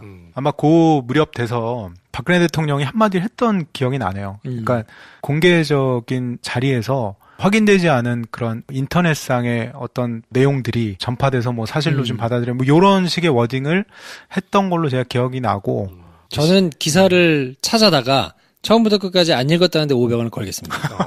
그냥 뭐 산케이 신문이라는 데서 유언비어가 뭐 보고서를 받았거나 그랬겠죠. 그냥 보고를- 얘기를 들었겠지. 네. 구두 보고를 받거나. 근데 왜냐면 아마 청와대 입장에서도 좀 그런 생각은 있었던 것 같아요. 그러니까 세월호 당일의 행적에 대해서 워낙 문제 제기를 사람들이 했었고, 네. 그러니까 이런 거를 빨리 좀 차단하려는 그런 효과, 경고의 메시지. 네. 7시간을 입에 올리는 순간 저렇게 된다라는 걸 좀 뭐 보여주고 그런 싶은 효과를 노린 거겠네요. 측면도 분명히 있다고 봐요. 만약에 조선일보하고 같이 문제를 삼았으면 전 언론이 들고 일어나가지고 막 난리를 칠 테니 네. 저는 본보기 차원에서 피해가 없는 일본 언론을 세게 한번 매기고 니네들 봤지? 까불면 이렇게 된다라는 본보기를 명확하게 보여줘야 사람들이 알아서 길 거라고 판단하지 않았을까 싶고요. 그렇죠. 사실상 국내 언론을 길들이기 위한 그냥 희생양처럼 이렇게 조리돌림을 한 거네요. 국내에서 언론사가 칼럼으로 어떤 글을 썼는데 정부 부처나 정부 사이드에서 그 기자를 명예훼손으로 한 기억이 거의 없거든요. 국내 언론사로 하기에는 좀 부담이 되니까 네. 잘 됐다 해가지고 본보기로 아마 가또를 고르지 않았나. 그렇게 뭐 이런 치기에는 생각도. 산케이가 나쁘지 않네요. 그렇죠. 네. 그렇지. 왜냐면 뭐 이미지도 안 좋은 매체고 이러니까. 네. 일본의 메이저 매체도 아니고 잘못 건드리면 커지는 그런 계산이 있었겠네요. 네. 여러모로 자기들은 이제 머리를 쓴다고 썼는데 네. 세게 헛발질을 하고 이걸로 국제적인 굉장한 비웃음을 샀기 때문에 네. 정윤회 씨가 연관된 가토지국장 사건 뭐 이런 게 있었다라는 거를 후루룩 지나가신 분들은 한번 떠올려 보시면 좋을 것 같고 네. 그래서 저희가 다음 시간에는 이 문고리 사문방과 정윤회 씨가 다 연루가 돼 있는 정윤회 문건 파동 요거는 하여튼 이야기가 처음부터 끝까지 굉장히 많거든요. 가또 사건은 물 밑에 있는 징후들이 잠깐 물이 막 요동칠 때 위에가 살짝 흔들흔들하는 그 정도 사건 같다 이렇게 네. 느낌이네요. 그렇죠. 네.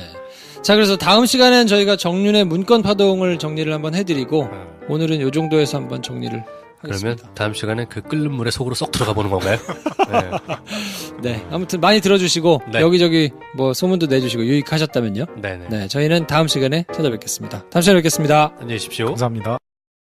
식으로 자기소개서를 작성하셔가지고 네. jk@kimpress.com으로 보내주시면 네. 저희가 연락해가지고 면접할 거니까 연봉이나 처우나 이런 것들은 협의하겠습니다. 네. 저희가 이번 달 내내 좀 리크루팅 할 생각이니까 보내주십시오. 네, 혹시 이 사람 괜찮을 것 같은데 하는 분이 김프로쇼 안 듣는 분 계시면 뭐 소개도 해주시면 좋겠고요. 좋지요. 네, 그냥 공개 채용이니까 네. 많이들 알려주시면 좋겠습니다.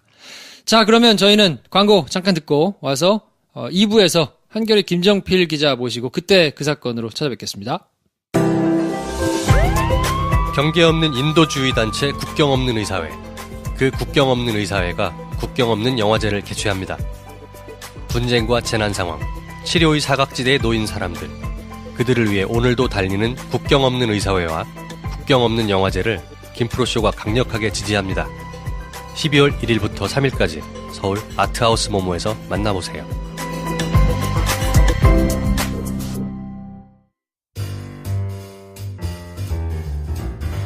네, 김프로쇼 2부는 김정필 기자님 모시고요. 한 달에 한 번씩으로 굳어졌어요. 그때 그 사건. 네, 어서 오십시오. 네, 안녕하십니까. 왜 없어졌어, 뒤에가. 오늘 좀 변화를 준 건데. 네, 지난달에 국정원 사건 3부작으로 저희가 정리를 했는데, 네. 반응이 엄청났습니다. 정말 뜨거운 반응이었습니다. 네. 네. 두 분이 워낙 좋은 호흡을 보여주셔서 저는 그냥 추임새만 넣고 야, 그냥 묻어가는 겸손. 지나친 겸손. 가증스러워요. 이런 약간 예상된 겸용의 말씀. 네. 좋고요. 그래서 국정원 사건 때 많은 분들이 들어주시고 또 알려주시고 해가지고 네. 저희가 그 주에 일주일 내내 한 자릿수에 오르는 기염을 토하고요. 거의 뭐 월드컵 4강 분위기였지. 자, 이번 달에도 그래서 많이들 좀 알려주시고 재밌게 들어주셨으면 좋겠는데요. 네. 이번 달에 저희가 준비한 이야기는 어떤 것이냐면 문고리 3인방이 최근에 구속됐잖아요. 네, 박근혜 대통령의 문고리 3인방. 네, 나머지 두 분이 이제 구속이 됐는데 문고리 3인방이 워낙 박근혜 대통령 주변에서 이제 이 권력을 쥐고 흔드는 바람에 그 주변에서 어처구니 없는 일들이 많이 일어났거든요. 대표적인 사건, 두 사건을 한번 좀 정리를 해보면 어떨까 싶어서 이번 시간에는 가토지국장이라는 사람이 있어요. 네, 산케이 신문에 일본 기자. 네. 이름도 참 일본스럽네요. 네. 가토. 네, 가토지국장이라는 사람이 있는데 이제 산케이 신문에서 한국 주재원이죠. 그렇죠. 네. 그러니까 산케이 신문은 제가 본의 아니게 전공이 신문 방송학이다 보니까 이제 본의 아니게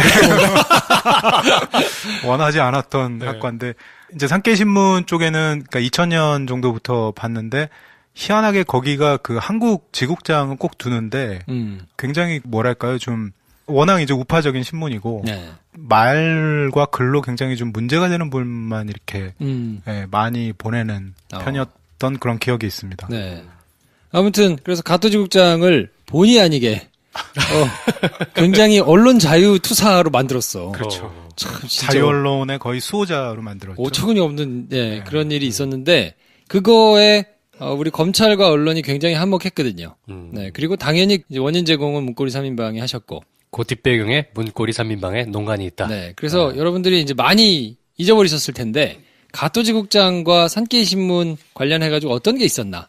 거기에 이제 주요하게 등장하시는 분이 정윤회 씨 되겠습니다. 네. 저는 이 시간이 참 좋아요. 난 어차피 다 들으면서 모르는 내용들인가 계속 재밌게 듣고 질문만 하면 돼. 내가 준비할 게 없어. 네. 저희는 공부해와야.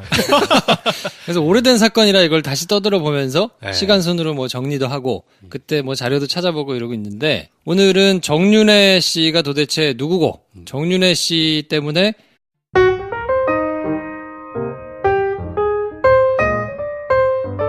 네, 한 주가 밝았습니다. 안녕하세요. 한 주가 밝았지만 오늘도 녹음을 하고 있는 김 선생입니다. 네. 한량 김 선생 나오셨고요. 네, 저는 김프로입니다. 그때 그 사건 지난달에 반응이 괜찮아가지고요. 지난달에 국정원 댓글 수사 관련된 3부작 네. 트릴로지가 굉장히 많은 사랑을 받았죠. 네, 괜찮았습니까? 아, 뭐 어디 오유인가요? 네. 오유인가 엠팍인가요? 오유였던 것 같죠? 네. 거기 뭐 또 올려주셨는데 네. 베스트 글로 올라가가지고 거기 따라서 오신 분들도 꽤 계신 것 같고 수줍습니다. 감사드립니다. 이번에도 올려주세요. 그래서 이번 달에는 저희가 준비한 그때 그 사건이요. 네. 정윤회 씨와 관련된 사건들을 정리했거든요. 그 유명한 정윤회 문건. 네. 정윤회 문건 및 그 문건 가지고 벌어졌던 생난리들. 네, 그렇죠. 물론 이제 정윤회 씨 사건으로 촉발이 됐지만 결국에는 핵심 코어는 최순실 씨였고 그렇죠. 뭐 그래서 국정농단의 요주의 인물은 최순실 씨라는 게 나중에 밝혀지긴 했는데 네. 그 정윤회 씨를 둘러싸고 어처구니 없는 일들이 또 꽤 이뤄졌었거든요.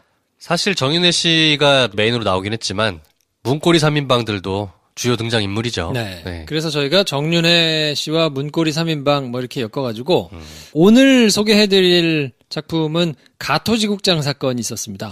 작품입니까? 작품이지. 입에 붙었어 아주. 나름대로 작품이지. 김프로의 작품. 그렇죠. 네. 가토지국장 사건은 이제 정윤회 문건과는 약간 궤가 다른 게, 네. 네. 그 세월호 7시간에 대해서 가토 산케이신문 지국장이 글을 한번 올렸다가. 그렇죠. 이제 네. 뭐 핵심은 정윤회 씨하고 미래가 있었느냐 없었느냐 뭐 이런 그렇죠. 루머들을 입에 올렸다가 결국 그것도 정윤회입니다. 네. 네. 그것 때문에 굉장히 뭐 고초라면 고초를 겪었는데 네. 그 과정이 얼마나 어처구니 없이 이뤄졌는지 뭐 이런 내용을 좀 정리를 해드리고요. 그러면 그런 일이 입에도 담지 못하도록 그렇게 호들갑을 떨었던 정윤회라는 사람이 이제 문건에 등장해가지고 또 한바탕 난리가 났었거든요. 그거는 내일이랑 모레. 그렇죠. 네. 네, 이틀에 걸쳐가지고 정리를 한번 해드리고요. 그때 정윤회 씨를 제대로 만약에 그 정윤회 사건을 다뤘었다면 국정농단 사건이 훨씬 더 빨리 정리가 될 수도 있었을 텐데 뭐 그건 이제 원론적인 얘기고. 일단 오늘은 가토지국장 이야기로 네. 몸을 가볍게 풀고 내일 모레 이제 본격적으로 정윤회 건으로 넘어가기 전에 이제 이렇게 한번 맛배기다 생각하시고. 이번 달에 에피타이저로 보시면 됩니다. 그렇죠. 오늘 거를 듣고 뭐야? 뭐 이렇게 가벼워? 뭐 이렇게 생각하실 수 있는데 저희가 지난달에 했더니 네. 저희가 이제 3편을 올렸는데 네. 2편은 다운로드 수가 좀 높고 네. 나머지 한 편은 조금 상대적으로 좀 떨어지더라고요. 근데 저희가 이제 불을 뿜고 준비를 했는데 그 3편을 빡빡하게 다 들으시기가 조금 힘드셨을 수도 있겠다 싶어서. 그러실 수도 있죠. 네. 네. 그래서 저희가 첫 편은 좀 몸풀기 차원에서 네. 좀 가볍게 다루고 네. 두 번째 편과 세 번째 편에 좀 빡빡하게 한번 넣어보자. 그래봤자 뭐 오늘 내일 모레입니다. 네. 하여튼 뭐 재밌게 들어주시고 네. 재밌으셨으면 여기저기 소문도 내주십시오. 지난번과 마찬가지로 이번 3부작이 대단히 도움이 됐고 재밌었고 들을만 했다 그러시면 주변에 많이 좀 알려주세요. 네. 그리고 공유하기 버튼으로 네. 카톡으로 좀 뿌려주시고 텔레그램으로 쏴주시고. 이게 뭐 가짜뉴스는 아닙니다, 이게. 그렇죠. 네. 네. 그 이전에 공지를 하나 드릴게요. 공지를 드릴 게 있습니다. 네. 저희가 이제 내내 얘기했던 김프로쇼 재개봉. 시네마 천국. 네. 11월의 마지막 날인 11월 30날. 네. 이번 주 목요일이죠.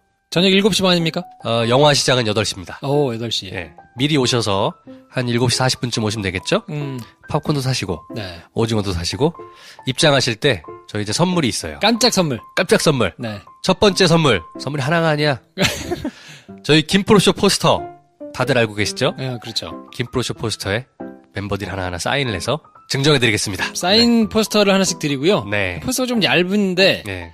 뭐 그거는 것이다. 뭐 이제 이러면서 온갖 실세들은 뭐 이름이 다 나왔죠 그때. 네. 1998년에 박근혜 전 대통령이 그러니까 대구 달서에서 처음 그 국회의원을 당선이 되는데 정호성 씨가 검찰 조사를 받을 때 이제 했던 얘기들을 보면 5명을 얘기합니다. 정호성 씨가. 98년이 그 왜 중요하냐면 박근혜 전 대통령이 박정희 대통령이 서거하고 나서 거의 두문불출하고 그렇죠. 그러니까 얼굴에 어디 나온 적이 없어요. 그러다가 이제 98년에 이제 등장을 하는데 정호성 비서관 얘기에 따르면 그때 이제 딱 5명이 같이 출발을 했다고 해요. 딱 갔더니 정윤회 비서실장이 있었고 그 밑에 이재만, 정호성, 안봉근 그리고 2012년 대선 때 이제 선거 캠페인 중에 교통사고로 사망했던 이춘상 보좌관이라고 있었죠. 그러니까 이 5명이 98년부터 같이 한. 뭐 이제만은 아닌데 99년에 합류했다던데. 근데 본인 얘기로는 본인 진술로는 뭐 그때 5명이 같이 시작을 했다. 그러면 맞겠죠. 네. 알려지기로는 이제만이 99년도에 늦게 들어왔다. 아마 알려져 있는데. 정호성 씨가 조금 뭐 1, 2년 헷갈릴 수도 있는데, 그러니까 본인 얘기로는 하여튼 그때부터 뭐 18년 동안을 대통령을 뭐 보좌해 와서, 그러니까 이 5명은 거의 뭐랄까요, 한 몸?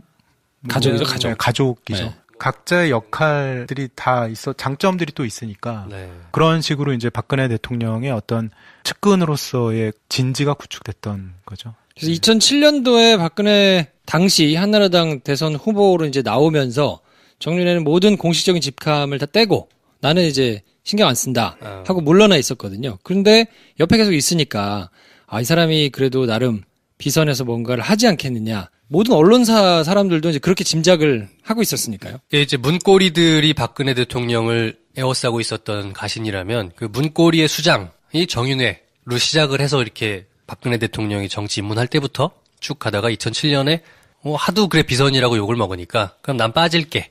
라고서 빠지는 모양새. 네. 됐던 거네요. 그렇죠. 그러니까 본인 얘기로는 정호성 비서관도 그런 얘기를 하는데, 그러니까 2004년인가요? 그때 최태민 목사하고 박근혜 대통령하고의 뭐 부적절한 얘기들이 막 언론 보도가 좀 나옵니다. 그래서 본인 정윤회 씨 얘기로는 자기는 그때부터 박근혜 대통령한테 누가 될 것 같아서 그때부터 이제 거리를 두고 손을 뗐다. 그래서 그때 이후로는 자기는 뭐 전혀 관여한 바 없다. 이제 이런 게 이제 정윤회 씨 주장이죠. 예. 근데 제가 듣기로는 그러니까 사실은 이제 어떤 관계라는 게 98년부터 이어져 온 그런 정윤회 씨를 축으로 한 측근 4명과의 박근혜 대통령을 보좌했던 그런 관계가 본인의 얘기처럼 정말 단칼로 이렇게 그을 수 있는 거는 아니겠죠. 근데 제가 듣기로는 이제 원거리에서 어느 정도는 좀 보고 정도 받고 조언 정도 해주고 뭐 이렇게 지내다가 어느 순간 언제 이제 정확하게 완전히 선을 그었냐면 자기가 어느 순간인가 약간 박근혜 대통령한테 좀 신임을 받지 못하고 있다는 느낌을 받았다. 그게 이제 그 틈을 이제 최순실 씨가 비집고 들어온 거죠. 정확한 시점은 본인 얘기는 안 하는데 최순실 씨로 인해서 자기 이제 완전히 손 뗀 거는 최순실 씨고 근데 그 또 재밌는 일화는 뭐냐면 최순실 씨 가족이 최순실 씨가 어릴 때부터 그 얘기를 했다고 해요. 박근혜 대통령에서 좀 떨어져 있어라. 너는 박근혜 옆에 있으면 사고가 난다. 라는 주의를 계속 줘왔대요. 최순실 씨 집안에서. 네, 최순실 씨한테. 근데 최순실 씨가 이제 그걸 못 지킨 거죠. 그러니까 대통령께서 뭐 워낙 외롭고 이러시니까. 그러니까 뭐 이제 개인적인 그런 또 뭐 취미생활 이런 걸로 최순실 씨의 도움도 받고 이러다 보니까 자기가 어느 순간 박근혜 대통령한테 너무 가까이 다가가니까 그때부터 이제 가족들이 자기를 멀리 했다는 거예요. 그리고 정윤회 씨하고 이혼을 했던 것도 이제 정윤회 씨와 최순실 씨가 이제 박근혜 대통령하고의 어떤 측근 관계에서 좀 서로 이제 엇갈리지 않았을까. 가토지국장이 왜 언론 수호 투사가 됐는지, 그리고 문고리 3인방은 어떤 사람들인지, 뭐 이런 얘기를 한번 쭉 정리를 한번 해보면 어떨까 싶습니다. 그래도 지난 한 2, 3주, 한 달 정도를 쭉 훑어보면 워낙 큰 뉴스가 많았지만, 네. 국정원 40억 활동비가 청와대에 상납되었다라는 게 되게 큰 뉴스 중에 하나지 않습니까? 그렇죠. 그 한가운데 있는 문고리 3인방, 이 얘기를 좀 하자는 취지인 것 같아요. 네. 그리고 상대적으로 국정농단의 어떤 전체 맥락 속에서 정호성 비서관을 제외하고 나머지 이재만, 안봉근 비서관은 그리고 또 정윤회 씨는 더더욱 약간 비껴나간 느낌이 있었거든요. 뉴스를 소비하는 사람 입장에서는. 네. 근데 그 양반들이 드러나면서 진짜 박근혜의 비선 실세와 수십 년간의 박근혜 가신 정치의 실체를 한번 좀 보는 계기가 될 것 같습니다. 예. 문고리라는 말을 누가 지어냈는지 참 잘 지어낸 것 같은데 문고리 3인방을 이해하려면 이제 기본적으로 청와대의 직제를 좀 간단하게 설명을 드리면 대통령이 있고 그 밑에 이제 각 이제 소속 부서와 관련된 뭐 예를 들면 이제 그 민정수석, 경제수석, 뭐 외교안보수석 이런 기본적으로 이 민정수석들이 한 뭐 10개 수석들이 있습니다. 네. 직제가 이제 대통령 밑으로 이렇게 10개가 쭉 연결이 되는데 그 중간에 이 4개의 별도 그 비서관실이 있어요. 그러니까 총무비서관, 뭐 연설기록비서관, 부속비서관, 뭐 의전비서관 이렇게 4개가 있는데 그러니까 직제만 보더라도 민정수석이나 이런 수석급들도 반드시 이 4명을 거쳐야지 대통령한테 메시지가 올라가거든요. 말 그대로 정말 문고리인 거죠. 그 중에서 가장 큰 권력은 뭐 총무비서관인 이재만 비서관이 가장 실세였고 그것 때문에 이제 김기춘 비서실장조차도 이재만 그 총무비서관을 굉장히 좀 어려워했다고 하죠. 그러니까 총무비서관이 하는 일은 보통 말 그대로 이제 대통령 비서실에 그 인사, 뭐 예산, 살림살이, 청사 관리, 뭐 거의 모든 업무를 다 총무비서관이 관리한다고 보면 되고요. 그리고 부속비서관은 이제 정호성 부속비서관이었는데 박근혜 대통령 시절에 굉장히 좀 재밌는 부분은 이 부속비서관실이 이제 2개가 있습니다. 그러니까 1 부속비서는 보통 이제 대통령을 보좌하고, 그러니까 2 부속비서는 그 영부인을 보좌하는데 박근혜 대통령은 이제 영부인이 없다 보니까. 네. 근데 초기에까지는 1, 2 부속비서관이 다 있었어요. 그래서 이 그렇죠. 부속비서관이 도대체 뭐를 했을까. 근데 이 부속비서관이 바로 안봉근 비서관이거든요. 네. 최순실을 마크했겠네요. 라는 그렇죠. 짐작이 되겠네요. 그렇죠. 네. 근데 그때 그 역할뿐만 아니라 이 부속비서관을 하면서 이제 경찰 인사 등등 자기가 맡고 있는 그 업무와는 좀 다른 실권을 많이 휘둘러서 비판을 좀 많이 받았죠. 그래서 일단 정윤회 씨가 누군가를 좀 보면요. 1955년생이고 강원도 정선 출신이에요. 보인고등학교, 경희대학교, 경영대학원 석사 이렇게 나와 있는데 전처가 이제 최순실 씨고요. 그렇죠. 가장 최근 처. 네. 그렇죠. 그 전처가 또 있잖아. 네. 2014년에 이혼을 했죠. 네. 최순실 씨랑. 1981년부터 대한항공의 보안 승무원으로 이제 근무를 하다가요. 첫 번째 결혼을 목동에서 합니다. 첫 번째 부인하고 사이에서 딸을 한 명 낳았다고 그래요. 그리고 대한항공을 퇴사한 다음에 여행사를 본인이 차려가지고 돈을 조금 벌고 1998년에 박근혜가 이제 보궐선거 출마로 정계에 입문했을 때 그때 이제 보좌하는 역할을 했었습니다. 박근혜 전 대통령을 사람들이 굉장히 좀 잘 모르실 거다. 굉장히 무식하다. 뭐 이런 느낌들을 다 받고 있었잖아요. 그렇죠. 근데 이제 아버지한테 권력 수업을 잘 받아서 그래도 사람은 부릴 줄 아는 거 아니냐. 뭐 이런 이미지가 있었죠. 그렇기 때문에 저 사람이 가서 본인이 주도적으로 모든 걸 이해하고 지시하고 하기보다는 뭔가 그 역할을 해줄 누군가가 있을 텐데 그게 누굴까라고 늘 궁금해하면서 정권 초기부터 그게 뭐 박지만 씨일 것이다. 박지만 씨 부인인 뭐 서향희 씨일 것이다. 정윤회 씨일 것 감안하셔가지고. 그렇죠. 아 저희가 사실 뚜껑을 뽑으려고 그랬는데 종이를 착각했어 내가. 처음 뽑아봐가지고 네. 너무 얇아. 아 이게 뭐 이게 휴지인가? 어쨌든 네. 저희가 멤버들이 친필 사인해가지고 드리고요. 두 번째 선물은 원하시지 않을 수도 있어요. 그럼 그냥 패스하셔도 네, 됩니다. 안 받으셔도 됩니다. 네. 멤버들과 입구에서 프리 허그. 네. 네. 무료 포옹. 네, 무료 포옹. 저희가 김 선생, 김프로, 황대리, 네. 배 감독이 나올 수 있을지 감독은 모르겠어요. 허리 때문에 네. 못 나오실 가능성이 높은데. 네. 네. 아무튼 만약에 나온다면 배 감독, 뭐 그리고 테리 오빠가 원할까? 수줍은 분이랑. 하여튼 그날 가능한 우리 멤버들이 싹 가서 네. 원하시는 분께 그렇죠. 무료로 포옹을, 네, 무료 포옹해드립니다. 그렇죠. 네. 무료 포옹하시다가 필 받으신다 그러면 낼름 셀카 찍으셔도 됩니다.